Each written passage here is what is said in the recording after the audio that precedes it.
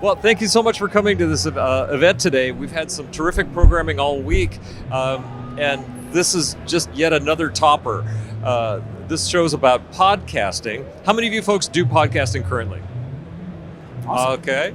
How many of you aspire to do podcasting? Pretty good amount, yeah. All right. How many are students? Okay. How many are just here to make a phone call or do your email?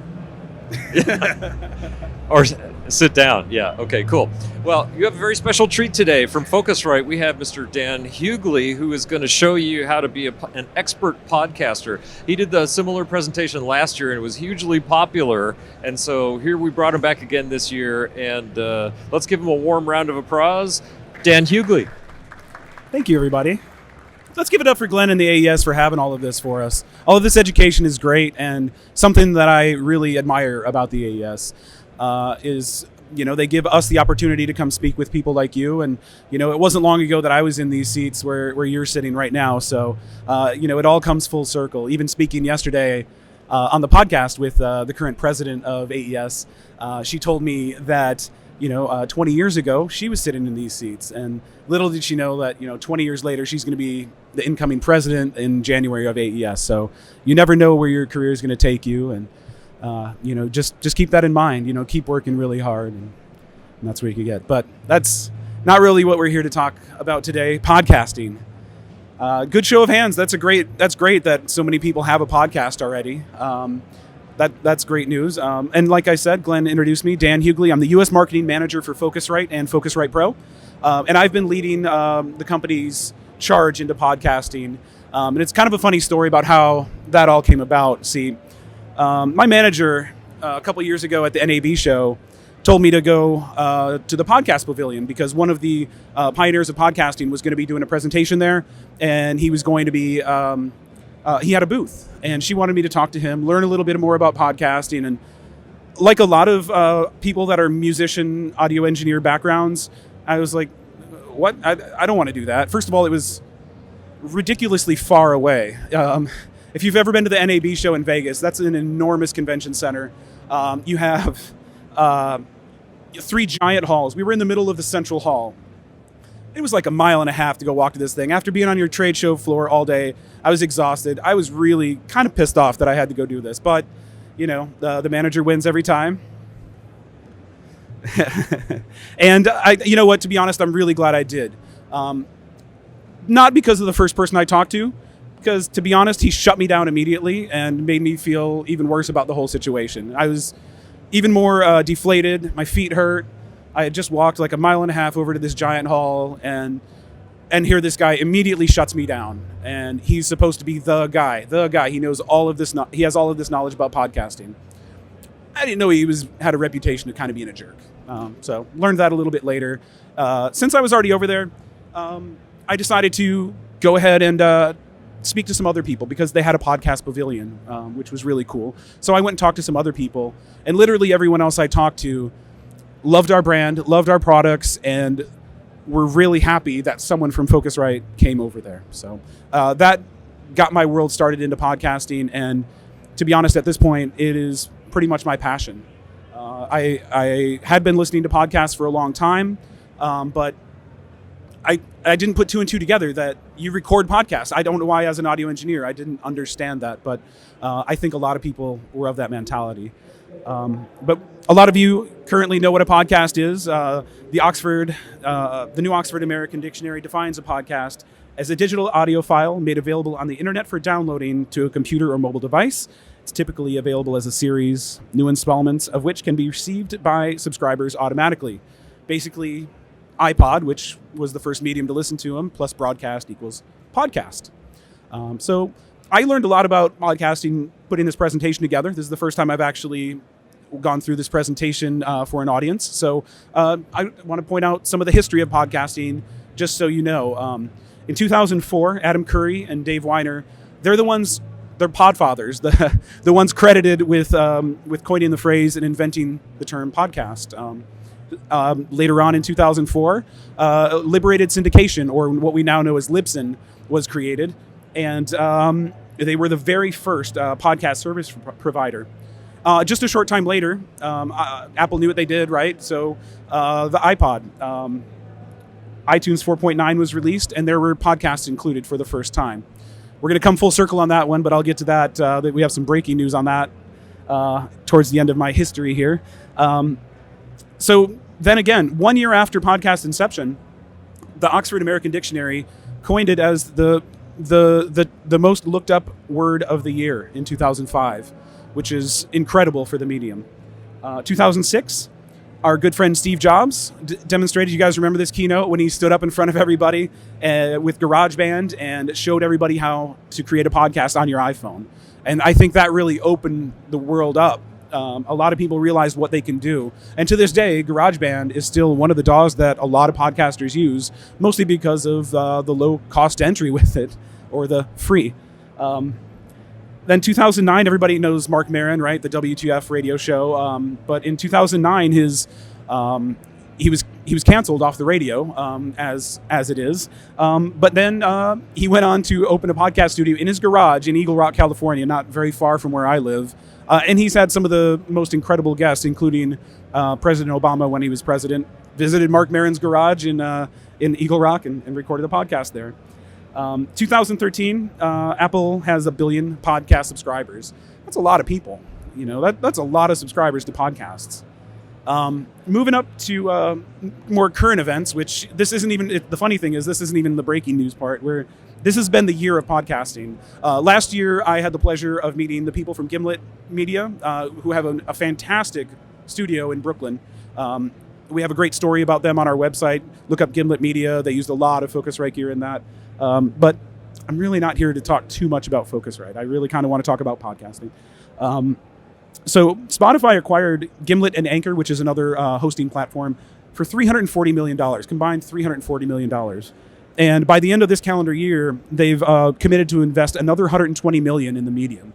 Now, that's a lot of money. Half $1 billion in podcasting is... It says to me that this isn't going away. This is only going to get bigger, and it should make all of us as podcasters feel better about what we're doing, because people are dropping a lot of money into the medium.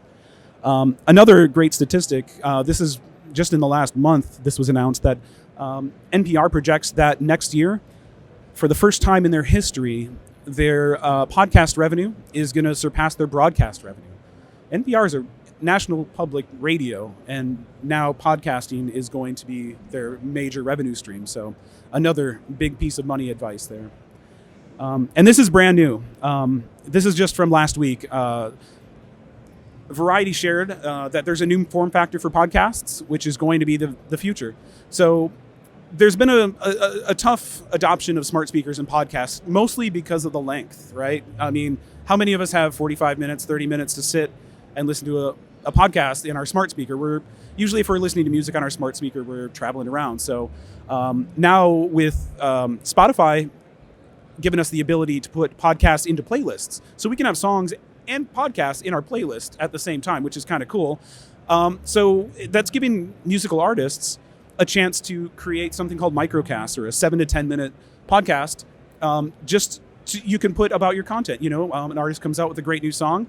A lot of us, you know, as audio engineers, we want to hear about that song, right? So you can put it in your playlist now, you know, like, let's hear Bruno Mars' new album, and then let's hear Bruno Mars talk 10 minutes about how he created that album. That's kind of cool. Another recent piece of current events is with Mac OS Catalina. Now podcasting is going to have its own app. It's separate from iTunes. So that's where I'm saying we come full circle from update 4.9 to the current OS Catalina. It's come a long way in just, 14 years. So it is, and that is the thing. It's a very fresh medium, 14 years old. It's not very old at all. And what is a presentation without some charts and graphs? So we have to have some charts and graphs, right? Just really quickly, I'm going to go through some of these stats, and then I'm going to get into some more of the nuts and bolts of things. So just to show the impact, now some of these numbers are a little bit disputed, but the solid number of podcasts in 2018 was 550,000 shows.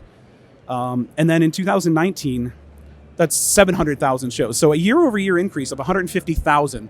And the reason those numbers are a little bit disputed is that the amount of active podcasts. Sure, we all agree that there are 700,000 podcasts currently, but a number that I was just given by the head of Libsyn is an estimate of about 250,000 active shows. So there's about 250,000 active shows currently.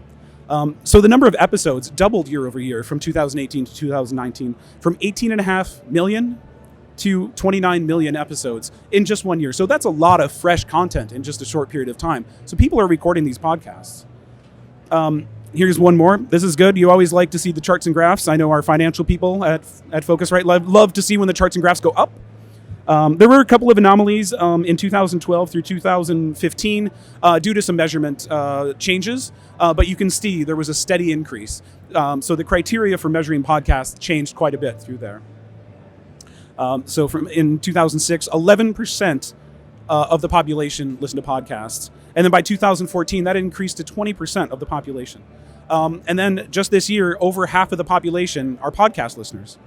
So it's no surprise that with the number of shows and episodes that are available, there's something out there for everyone. Like, we all have something to talk about, right? Like, someone from, we all know Patreon. Everybody know what Patreon, the crowdfunding source. I was at PatreCon last year, which is a convention that they have, very small for their. It's funny, it's for their members that have made $500,000 in a year or more. So it's a very exclusive group.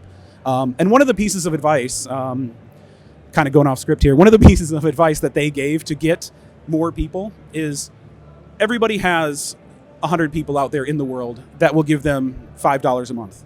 Everybody has that. We can all talk about something. Doesn't matter what you do, if you're a photographer, videographer, if you're a podcaster, content creator of some kind.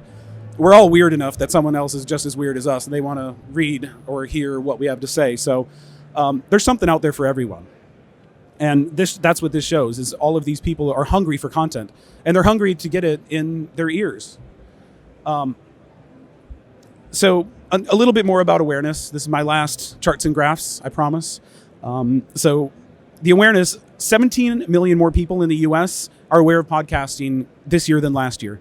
20 million more people in the US have listened to a podcast than they did last year. 17 million more monthly podcast listeners. So people that identify as a monthly podcast listener. Are we all monthly podcast listeners? I'd assume. Do we all listen to podcasts? Yeah. I don't even listen to the radio anymore. I've stopped listening to music. I don't know. I end up binging a lot of shows. But there's 14 million more weekly podcast listeners. All right, now how do I get started? That's the big question, right? Like I was saying, there is something out there for anyone. You can choose your genre. You can choose from pretty much anything. There's not a shortage of options. But there could be a strategy to choosing your genre, right? Like true crime. We've all heard of true crime, Serial, Up and Vanished, Atlanta Monster. There's a lot of really great true crime podcasts out there. That's actually what I've been binging a lot lately. I can't stop. It really helped that when I met one of the producers from Tenderfoot TV, the producers of Up and Vanished, found out that they used a bunch of the same stuff that I use, and watched one of their videos and saw a lot of the same stuff in the videos, which was really cool. So true crime, if you want a built-in audience, find something like that. Find a true crime podcast, or a new TV show. Let's start a Game of Thrones gabfest show, and everybody loves Game of Thrones, right? So, or the Law and Order SVU, the Special Viewing Unit. So people sit down and make fun of the Law and Order episodes as they're being aired, which is kind of fun to hear them just making fun of outfit choices and how someone entered a room and things like that. They're critiquing the weirdest things about Law and Order. But there's a few basic structures to podcasts. I mentioned Gabfest, and it's just basically your buddies sitting around in a room, right? Like sitting around the table like you do, and maybe you're having a beer or something like that, and you get passionate about a topic. Maybe it's a sports team, maybe it's the new records, and maybe it's all the cool stuff you saw here at AES. But that could be a great podcast. That could be a great podcast episode to sit down here and talk about what you saw here. Another one is an interview style, which is our podcast, the Focusrite Pro Podcast, is an interview style. We sit down with guests, and it's just a back and forth conversation, minimal editing. But we, like we did yesterday, we had some great high profile guests on. We had the the president of AES, the executive director, a whole bunch of great people from AES, as well as some prominent audio engineers with 40 years behind them in the industry. And then storytelling, like that would be anything from fiction to nonfiction. You can have a great story and tell it. And the cool thing about that is really you can design it any way you want. You can structure your storytelling podcast pretty much any way. And you tell a story. It could be a short story that you finish it by the end of the episode. You could draw that out over a season or the whole series. You could have cliffhangers just like television shows and go on to your next season after you take a break for the holidays or whatever you take a break for. So why are people going to care about your podcast? If you're passionate, if you're interesting. Sorry, I feel like I feel like I'm way popping here. Sorry, guys. If you're passionate about your topic, step back. And you're interesting, people are going to listen to you. You're going to find that audience, but you need to work for it. And it is not easy for a podcast. Personally, I took on that responsibility. My schedule is super busy before the podcast. I said, it'll be fun. It won't take that long. I'm an audio engineer. I can just cut up. It's just one track, right? Cut it up. Easy. No, it's not. It takes a lot of time. We know this, right? But I love it. It's great. I'm editing audio and I'm having a great time with it. Build your structure and stick to it. That's really important for a couple of reasons. Your audience will expect it. And then when you're fatigued of creating your 6th, 7th, 8th, 9th, 10th episode, you already have a structure in place. So you know where your intro goes. You know where the questions are. You know how your show is going to flow. And your audience does too. So that gives you something to fall back on. So when you're having trouble putting something together, you have the A, B, C, D, just like a song. You have your verse, chorus, bridge, all of that. It all falls into place. It's very similar in podcasting. Planning your content is extremely important. That is one of the most important things, is to have a roadmap. You can't just go episode by episode. You need to have 6 or 8 episodes canned up before you launch your podcast. Otherwise, you're going to pod fade. You're going to have 2 episodes and you're going to be done. And you're going to be part of the statistic of the 500,000 shows that are no longer active. I read going back on that, The Podcast Planner is a great book. It's a workbook. It has a lot of great advice in it. It was written by my friend Addie Saucedo. It's available on Amazon. It's helped me with what I do. There's a lot of worksheets, checklists for every show. She gives great advice on how to keep yourself going when the fatigue sets in, because it is hard work. It's hard work getting guests. It's hard work interviewing guests. The technology, luckily, is pretty simple. That's the easy part, but it's getting it all done. That's a little bit of a problem. But one thing, good audio quality. How many of us have heard a crappy sounding podcast? And I've turned them off, even though I love the content. It hurts me as an audio engineer, and us especially being at the Audio Engineering Society. Like, we know we have trained ears.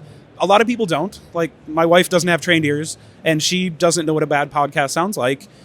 So great. But there are people like us that will turn off a podcast, even if it's good content, just because it hurts our ears. And one of the greatest things is the community behind podcasting. If you need help, if you ask a question, you will get an answer. There are plenty of Facebook groups. I'm in them all the time. There are a lot of other manufacturers. And the great thing is we all work together. We're peers. We don't feel like we're competitors in there. We all work with each other and off of each other, which is really a fun feeling to have all of that. The community is great. There are a lot of events. It was funny. I didn't know there were podcast-specific events. I was at the NAB show, and they had a podcast pavilion. I thought that was it. But then when I dig deeper, and there's an event almost every month. There's local events, a lot of regional events, and even monthly meetups for your area. I know New York's got to have several of them. Los Angeles, where I live, there's plenty of meetups. I was just at a podcast movement meetup where it was funny. I think I know a lot of the people in the area, but I got there, I didn't know anybody, and there were all of these people. And it was incredible how many people actually showed up to this one brewery on a random Tuesday night in Los Angeles and sat down, had a beer together, and talked podcasting. It was really, really cool. And there's no shortage of these events. The podcast movement is a great one. Podfest is great. If you want something a lot smaller, watch for Outlier Podcast Festival. It's a regional show, so it travels all over. The next one that's going to be close to here will be Columbus, Ohio. I think that's going to be in April or May. But just check their website or follow them on social media, and they'll get going. And just don't give up. Like I said, if you're passionate and interesting, people are going to listen to your show. People will find you. But again, you have to work at that. And I'll cover how you can work at gathering followers and finding followers in just a few minutes. So how do you record a podcast? So it's a lot like audio engineering. You need a nice, quiet place. You need a nice, quiet room to work in, because you don't need distractions. Like here, what we're hearing right here, we have headphones on. That comes over the mic. Not taking my own advice, I'm recording our podcast here from the booth. So forgive me if my voice is cracking. I've had 9 interviews in the last 2 days, and we have a few more this afternoon. So my voice is going to be completely shot by the time we're done with all of this. And you got to drink a lot of water.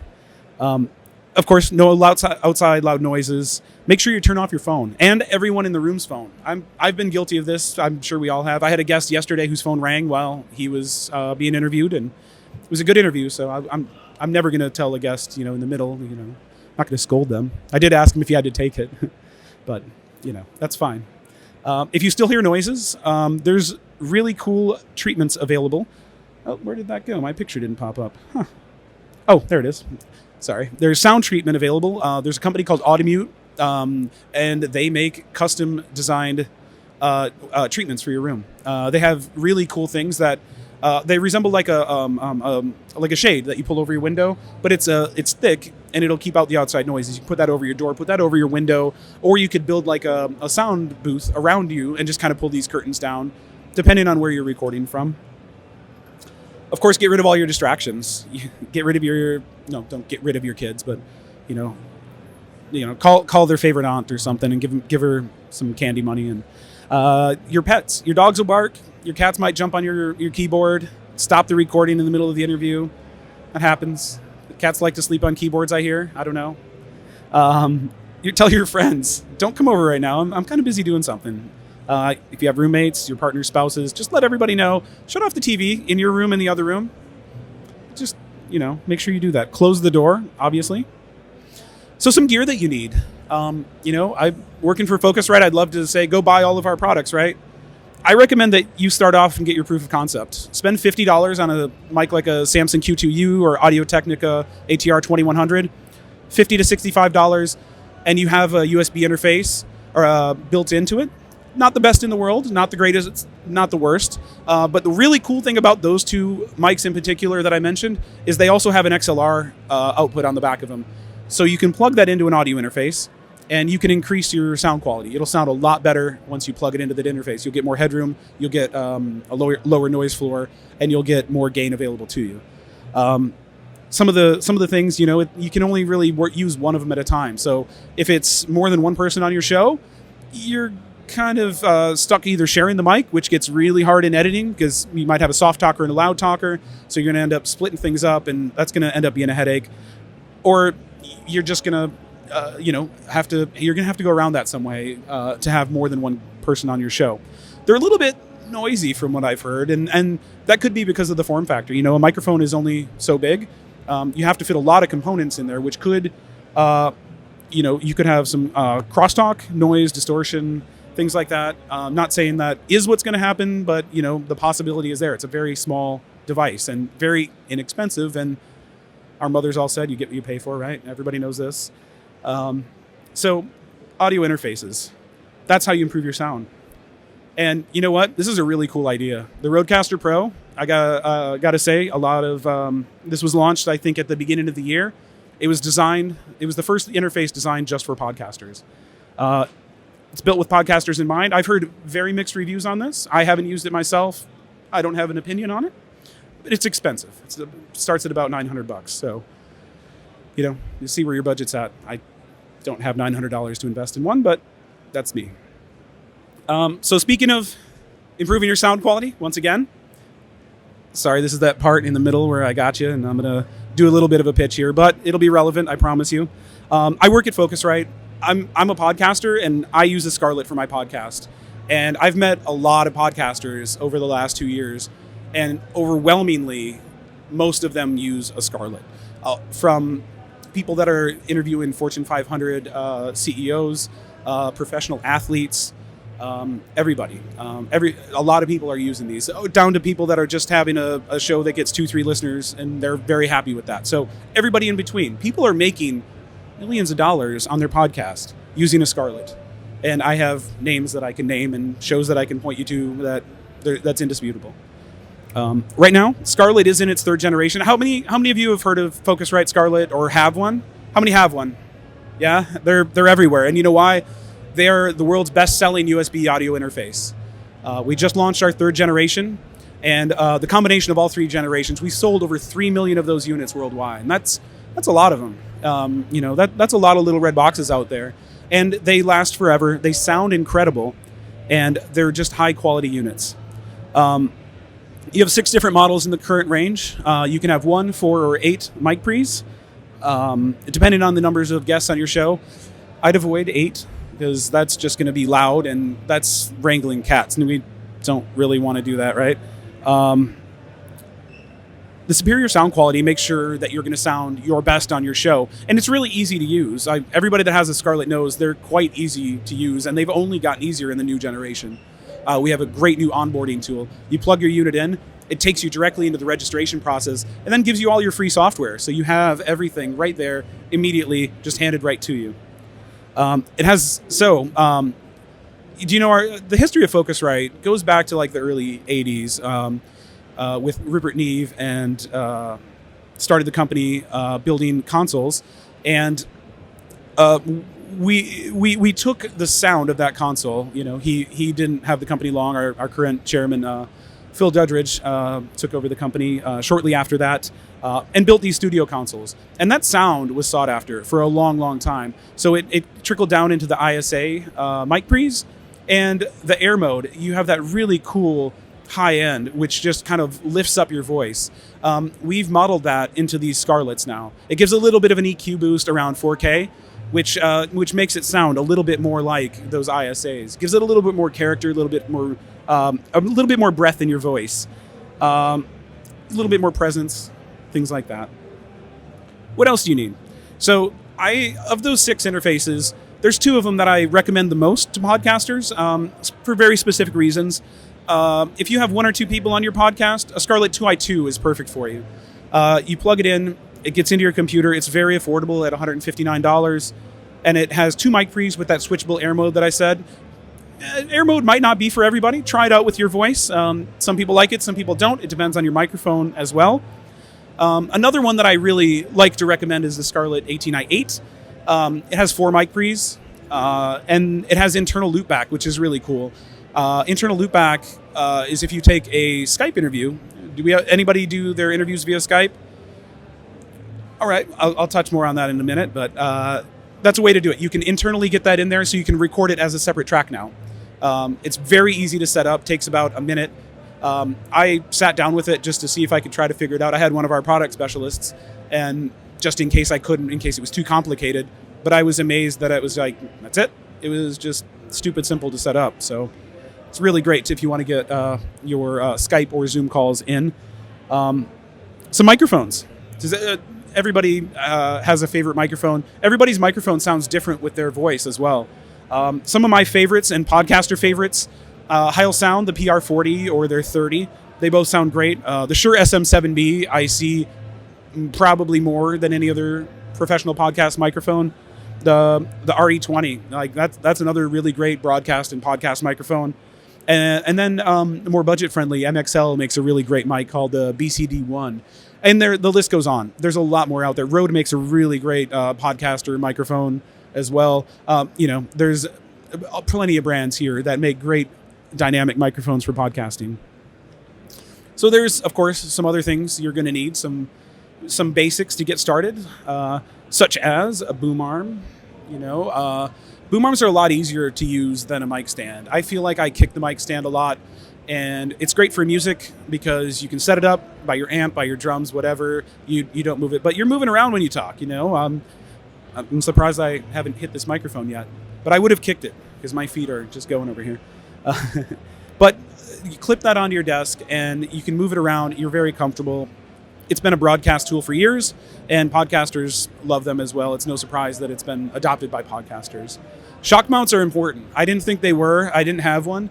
But again, we're animated when we talk, right? We move our hands, we tap the table, we drop things on the table, and that'll translate into sound. We all know that sounds are vibrations.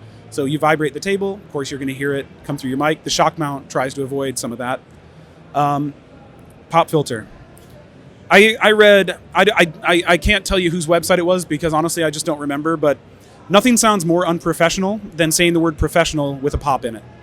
So get a pop filter, and you will be glad that you did, because if you try to edit out a pop or a plosive, good luck. You're a better engineer than I am. I have no patience for those types of things.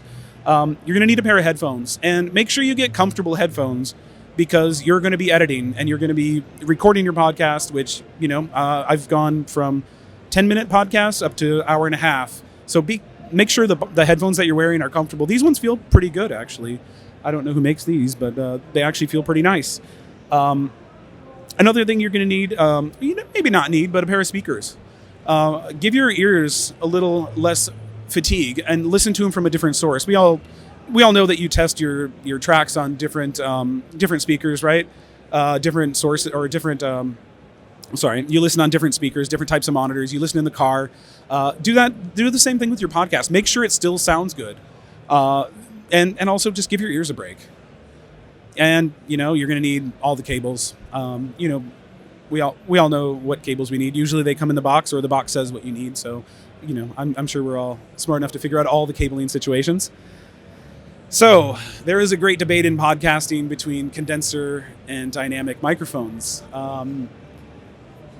We all know condensers have great high frequency response. They're much more sensitive than a dynamic, which is really good when you're recording a guitar, a beautiful acoustic guitar or some stringed instruments, or vocals when you're singing. A condenser mic is great for that. But you can pick up a lot of the high frequency tones in your room. If you have an air conditioning on, you might hear the air conditioning, the hiss from that. If someone turns on the water in the other room, that could get picked up. Mouth noises. When you talk, your mouth makes noises that you really don't want to have picked up and put onto your podcast. So another thing that you'd have to edit out. I wouldn't use a condenser for podcasting, but obviously do what you need to do. Whatever mic works for you and your budget and your voice. Just think about that when you're making a choice. Dynamic mics, sorry for shouting, they have a great frequency response at the levels that you need to have them at. They're great for broadcast and podcasting. They were tried and true. It doesn't enhance that high sound. It doesn't have that high sound boost. They're not quite as sensitive in those ranges, and they're trusted for years by podcast and broadcasting professionals. And really quickly, when you're choosing, try to get just a standard cardioid mic. They're best for podcasting because of their rear frequency. They're best for podcasting because of their rear rejection. Especially when you're interviewing somebody, you don't want the bleed to come in either mic.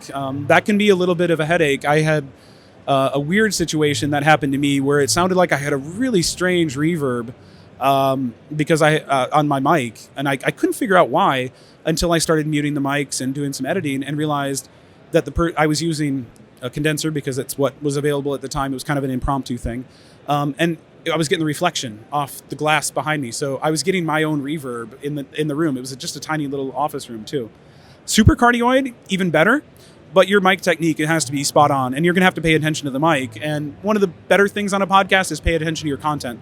If you're telling a story or talking, you don't want to be paying attention to where your mic is placed. Like, even with this mic right here, it's kind of small, and I'm guessing it's probably a super cardioid from the form factor of it. But keep that's one thing to just keep in mind when you're choosing your microphone. Like I was saying before, it was great that Steve Jobs told people about GarageBand because GarageBand is free, and a lot of podcasts are recorded in GarageBand. 2 weeks ago, I had a little bit of a technical glitch in my computer, and I couldn't use what I wanted to record. It was kind of a situation that was out of my control, which, as an audio engineer, we're workaround experts. That's what we do, right? We do a workaround. So unfortunately, in this case, the workaround was to record in GarageBand. But it's free. That's the good thing. It was on my Mac, and I did that. And I didn't use my Pro Tools or Hindenburg, which is the DAW I'll talk about in just a second. Audacity, it's another one. It's free. It has a little bit of track count limitations, but if you're just 1-2 people, you're going to be just fine using Audacity. It's free for Mac or PC users, so it doesn't matter which computer you have. You don't have to buy a new computer. Of course, Pro Tools, which is what I was trained in Pro Tools, like a lot of us probably have been, and that's what I used at first. It's quite a bit of overkill, though, for a podcast, in my opinion. I still use it sometimes, but Logic as well, if that's your DAW of choice, of course. Cubase, Ableton, you could do it. I don't know if you would or why. There's other options out there, but there's another company called Hindenburg, and I really wish I have a missed opportunity here. I should have probably thrown a sample of what that looks like, but it's a really simple way to record your podcast and edit your podcast. It doesn't have a mix window. It automatically levels all of your tracks when you drop them in. So it normalizes it to normal broadcast level, which is really cool. You can drop in music tracks. You can have an EDM track and a classical track, and it'll normalize those based on their average level. So you're not going to have shock when you go from your musical intro to your guest to a different type of music to another guest. It's all going to be the same level, and it exports automatically at the broadcast levels that you're looking for. Really like that. That's what I've started using. I'm a big fan of it. It's a very small company. I believe they're Danish? Yeah, they're a Danish company. They're really good people. They're very responsive when you reach out to them. So, I recommend it. They have a free trial, so check out hindenburg.com. Like the disaster, although the app doesn't crash quite as much as the blimp does. Remote interviews. You mentioned that you record your interviews with Skype. That is great. Especially with the loopback feature in the new Scarletts, but it is a workaround. Like a lot of us use it for phone calls and for conferences, and that's what it was made for, and that's what it's great for. But did anybody know what where it records, what level it records at? It's like I think it's 32K, which is just really weird, and it gets glitchy and it artifacts a little bit, and it doesn't sound great. It's not made for broadcast. It's not high res audio. So it is a workaround, but it's free, right? It's free. Like I said, budget friendly. That's where we're all after. There are other fairly budget friendly options out there. I have some friends that have a company called Squadcast, another very small startup. They're a Silicon Valley startup, and it's fantastic. And the cool thing about this is, yes, it is something that you have to pay for, but you can pay a small hourly rate, or you can pay a monthly rate for unlimited use. And they charge like $5 an hour. You buy a bundle for like 2-3 hours, and you give them $15-20, and there you go. You can do your interviews. And one of the cool things, they're really good people. You run out of hours, they're not going to cut you off. They're going to let you go over until you're done with your interview. So you're not going to lose that magic that you're capturing. You're not going to have to be, let me re-up my card. I got to hold on, pause that thought. I got to put more money in the meter. You don't have to do that. These are really good guys, and again, their tech support is unbeatable. I had one issue with them, which was user error, honestly. As most tech support issues are, if anybody's done tech support, it's generally user error, in my case at least. And I got on their chat window, of course, just pissed off, like you always are when you did it right, but no, I didn't do it right. And their CEO got on chat and was like, "Hey, how can I help you?" And I was like, "Oh, hey, how you doing, man?" And of course, I know Rock really well. Him and Zach are great guys. I've known them from some of the events that I've attended for podcasters. And actually, there they are. That's the whole team on the screen. On your left, that's Zach, their CTO. On the top is their CAO, Chief Audio Officer. What a cool job. He's an audio engineer, Audio Engineering Society member.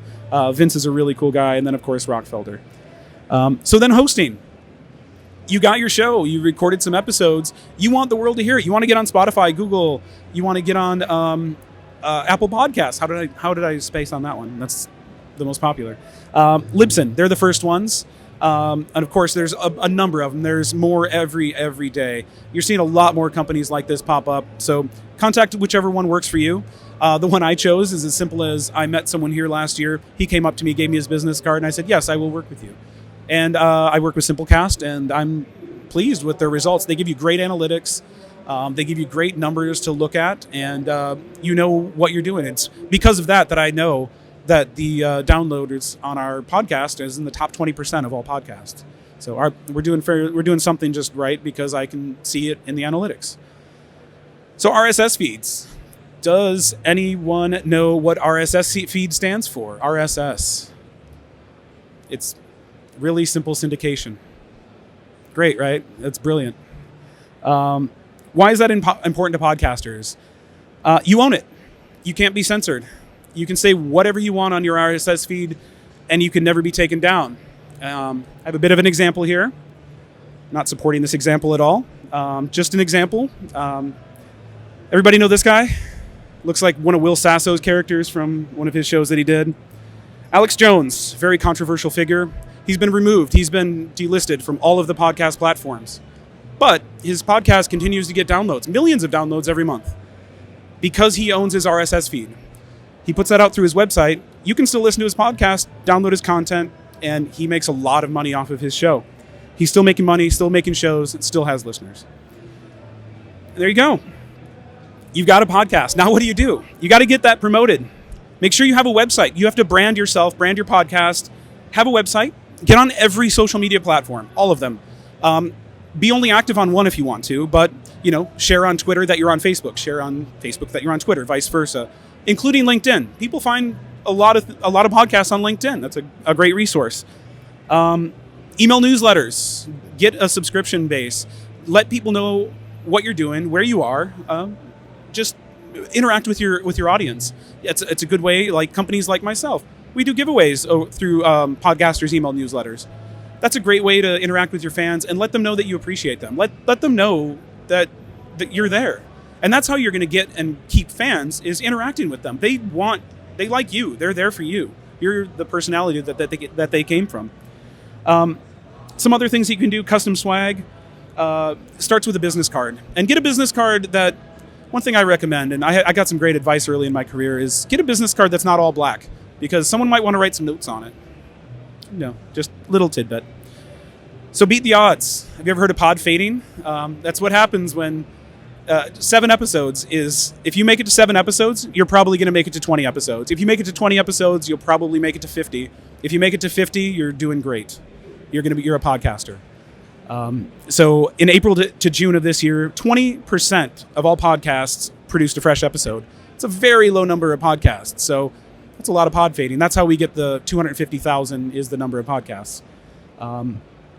Only about 132,000 of the number I got here. See, I went 700,000, 250,000, 540,000. This is another source that I got. So it's highly disputed, as I said, the number of shows. But that's it. I want to tell you a little bit about the Focusrite Pro Podcast. We launched it in July of this year. Right now, as of yesterday, we have 10 episodes live, interviewing influential guests in pro audio and other industry peers. People that have nothing to do with audio. G Technology make hard drives. I had a great conversation with them on the podcast. Yesterday, the executive director from AES, she's not an audio person. She's a business person, but she had a lot of great things to say about all of you. She really did. This show, she's done incredible things for each and every one of you, especially in the education field. And I had a great talk with her, along with my co-host, Ted.